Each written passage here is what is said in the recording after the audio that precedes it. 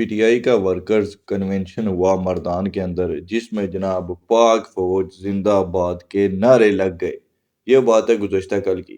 شروع دن سے میں آپ سے یہ عرض کرتا آیا ہوں کہ پی ٹی آئی بالکل بھی اینٹی اسٹیبلشمنٹ جماعت نہیں ہے۔ ان کو لانے والے ہی فوجی ہیں۔ انہوں نے ساری سیاستی اسٹیبلشمنٹ کے سر پہ کی ہے، ورنہ عمران خان صاحب کے پاس اتنی ریسورسز ہی نہیں تھے کہ ان کے ساتھ جناب اتنے بڑے بڑے لیڈر ان کی جماعت میں شامل ہو جاتے۔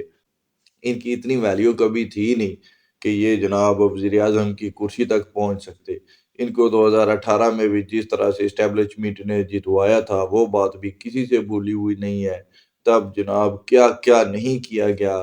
تمام جماعتوں پہ کیا ظلم و ستم نہیں ہوئے، اور پھر عمران خان صاحب کو اس قابل بنایا گیا تھا کہ وہ جناب وزیر اعظم کی کرسی پر آ کر بیٹھ جائیں۔ اور پھر عمران خان صاحب بھی ان باتوں کا برملا اظہار کرتے رہے کہ عمران خان صاحب کے دور میں جب کوئی بل بھی منظور کروانا ہوتا تھا پارلیمنٹ سے، تو تب بھی ایجنسیاں جا کر بندے اٹھا کر لاتی تھی اور وہ بل منظور ہوتا تھا، ورنہ عمران خان صاحب کے کہنے پر ان کی اپنی جماعت کے لوگ پارلیمنٹ کے اندر بھی نہیں آیا کرتے تھے۔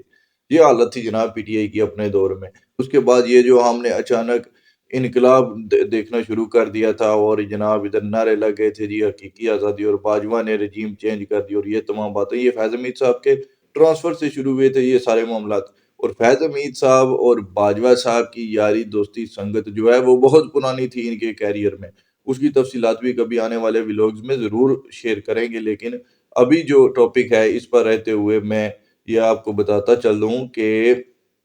فیض حمید صاحب کو باجوہ صاحب نے کوئی اپنی مرضی سے جناب ٹرانسفر نہیں کر دیا تھا۔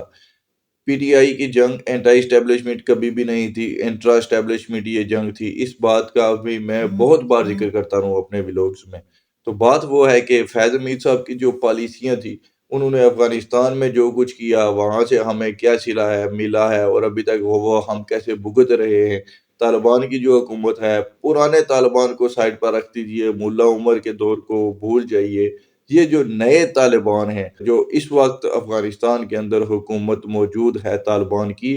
یہ کوئی اینٹی امریکہ لوگ نہیں ہیں، یہ پرو امریکنز ہیں۔ امریکہ یہاں سے نکلا تو ان کے لیے باقاعدہ طور پر ہتھیار چھوڑ کر گیا یہاں پر۔ وہ ایک دن اس نے نکلنے کا اعلان کیا تو جو وہ یہاں پر افغان فورسز موجود تھی،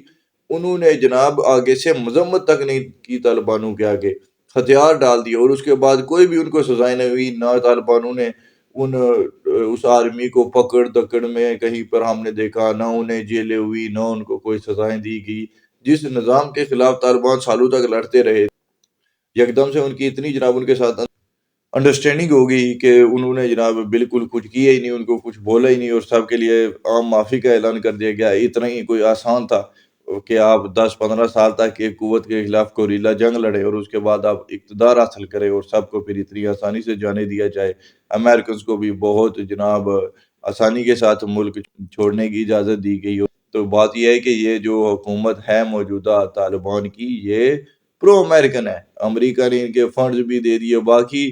بس ایک نیریٹیو قائم رکھنے کے لیے، کیونکہ انہوں نے اتنے سالوں تک اسی نعرے پر اتنے زیادہ ان کی جو فوج ابھی بھی موجود ہے، جو عام سپاہی ہوتے ہیں وہ تو جناب اینٹی امریکہ ہی ہیں، لیکن اب ان کو کسی طرح سے اپنے ہاتھ میں رکھنے کے لیے پھر اینٹی امریکہ کا نعرہ تو لگانا پڑتا ہے۔ ورنہ یہ بات تو آپ کسی سے بولی چکی ہوئی نہیں ہے کہ یہ تمام جو لوگ ہیں اس وقت طالبان کی جو حکومت ہے یہ راہ اور امریکہ کے لیے کام کر رہی ہے باقاعدہ طور پر۔ اس کا سب سے بڑا ثبوت جو ہے وہ یہ ہے کہ ماسکو کے اندر آپ دیکھ لیجئے کہ جو 2 دن پہلے کانفرنس ہوئی، وہاں پر وہ جو اینٹی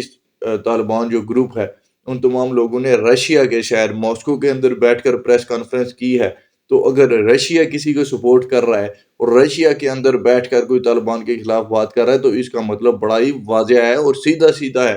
کہ موجودہ حکومت جو ہے یہ امریکہ کی مرضی کی بنی ہوئی ہے، کیونکہ جہاں پر امریکہ ہوگا رشیا اس کے اپوزٹ سائڈ پر ہی آپ کو ہمیشہ دکھائی دے گا۔ بڑے ہاتھیوں کی یہ جنگ ہے، تو اگر رشیا ان لوگوں کو سپورٹ کر رہا ہے اور تحفظ فراہم کر رہا ہے اور اپنے کیپٹل سٹی میں بٹھا کر جناب ان سے کانفرنس کروا رہا ہے، تو اس کا مطلب بڑا ہی واضح ہے کہ موجودہ طالبان کی جو گورنمنٹ ہے یہ پرو امریکن گورنمنٹ ہے، یہ اینٹی امریکن گورنمنٹ نہیں ہے۔ تو یہ کارنامہ بھی فیض حمید صاحب نے ہی سر انجام دیا تھا، ان کی یہ بھی ناکامی کا منہ بولتا ثبوت تھا۔ اس کے علاوہ پاکستان کی معیشت کا چھوڑا ہی ککھ نہیں، جناب بیڑا غرق کر کے رکھ دیا اس ملک کا۔ 2017 کا پاکستان دیکھے اور 2022 کا پاکستان دیکھے تو بندے کی آنکھیں پھٹی کی پھٹی رہ جاتی ہیں کہ اس ملک کے ساتھ آخر اتنا ظلم ہو کیسے گیا۔ تو باجوہ صاحب جو ہیں وہ بھی غلط فہمی کا شکار ہو گئے تھے، فیض حمید صاحب کی باتوں میں آتے رہے، یا باجوہ صاحب کا بھی کردار اس میں موجود تھا۔ اور ہر آرمی چیف کی یہ اندر سے خواہش ضرور ہوتی ہے کہ اس کو ایکسٹینشن مل جائے، باقی معاملات بھی اس کے ہاتھ میں چلتے رہیں۔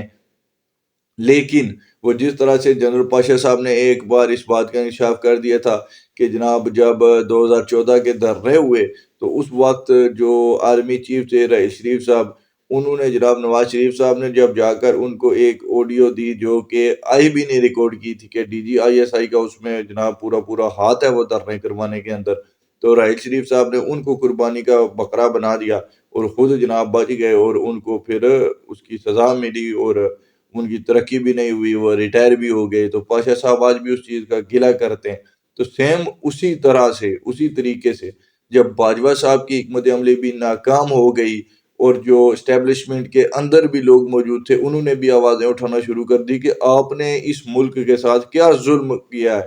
کہ